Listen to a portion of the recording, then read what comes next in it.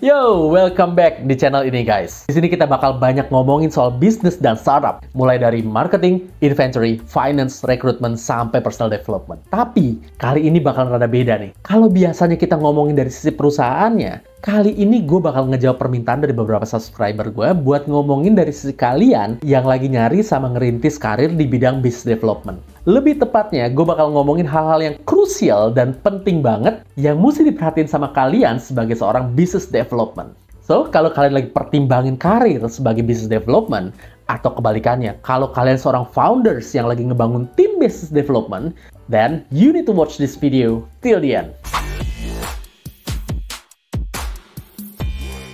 Alright, masih ingat gak? Kita pernah ngomongin di video sebelumnya, seorang business development perlu mikirin 3 hal. Customer, long-term value, sama relationship. Nah, actually, kalau kalian renungin lagi, sebenarnya ada satu hal yang penting banget yang ngedasarin 3 hal ini. Satu hal ini bisa bikin ada customer datang, ada long-term value yang didapat, sama relationship yang juga pastinya kejaga. Tahu nggak apaan?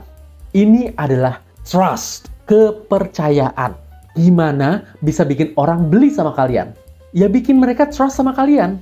Gini deh, anggaplah kalian lagi mau masuk kuliah nih. Kan banyak kampus ya gitu ya. Pertanyaannya, kenapa akhirnya kalian memilih satu kampus tertentu? Karena ada rasa trust di sana. Rasa kalian percaya bahwa kampus tersebut bisa ngebimbing kalian. Atau misalnya gini nih, ada satu orang yang memang lagi sakit kepala. Terus mereka lagi cari obat buat sakit kepala. Akhirnya mereka pilih satu merek nih, misalnya Panadol gitu. Kenapa Panadol yang dipilih? Karena ada rasa trust terhadap Panadol, bahwa Panadol ini bisa nyembuhin sakit kepalanya. Terus sama juga, ada hubungan yang terjaga kalau ada trust di antara kalian. Jadi unsur trust ini pentingnya banget kalau kalian membangun karir di business development. Nah, yang jadi pertanyaan, gimana caranya biar kita bisa dapetin trust dari orang? Sebenarnya kalau kalian Google banyak banget tips soal cara ngebangun kepercayaan atau trust ini. Tapi gue coba bagiin yang emang gue rangkum dari pengalaman gue. Yang pertama, jalin komunikasi yang baik. Yang kedua, hargain orang. Yang ketiga, do your homework. Yang keempat, tanggung jawab. That's it. Gak banyak-banyak. 4 doang. Tapi 4 ini ada detail-detailnya yang perlu kalian perhatiin. So, let's start dari yang pertama. Jalin komunikasi. Gue banyak ketemu sama orang yang bilang, gue nggak punya relasi gitu ya. Tapi, kenyataannya, waktu mereka dapat nomor telepon orang tertentu yang memang mesti dihubungin, mereka malah ngomong kayak gini, wah, udah dapet nih nomornya. Tapi, ntar aja gue hubunginnya. Ntar dikira so deket lagi. Nggak tahu mau ngomong apa. Masa ujuk-ujuk gue main kontak kok? Gimana ceritanya? Nah, yang kayak gini actually menghalangi kalian buat dapetin trust atau kepercayaan dari orang. Kan tak kenal, maka tak sayang. Kalau nggak bisa jalan komunikasi, gimana caranya orang bisa trust sama kalian? Ya nggak? Sebenarnya, kalian bisa langsung aja kontak ke dia. Misalnya, abis dapet kartu namanya, langsung aja WhatsApp ke dia. Hai Pak, nice to meet you. Saya Albert yang tadi ketemu di event A. Ini nomor pribadi saya.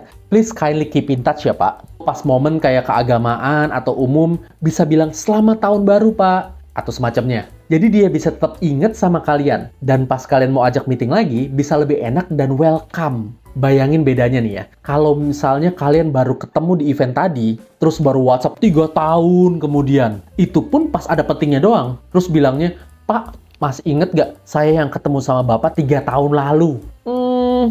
Ya kali bisa inget.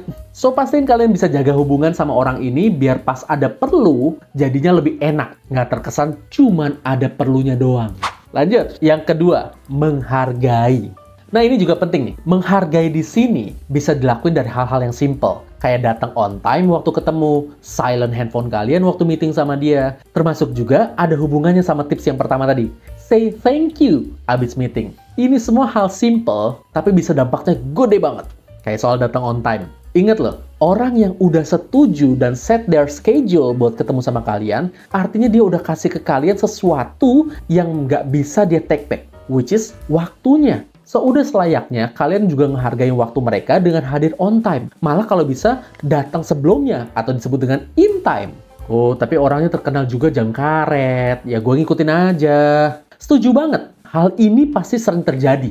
Tapi ingat, kalian semua nggak bisa kontrol apa yang ada di luar lingkaran pengaruh kalian. Termasuk apakah dia bakal datang on time atau enggak. Tapi kalian bisa kontrol apa yang kalian lakuin. Which is prinsip. buat always datang on time. Ini bakal useful banget buat kalian, sampai kapanpun juga. Next, tips ketiga, do your homework.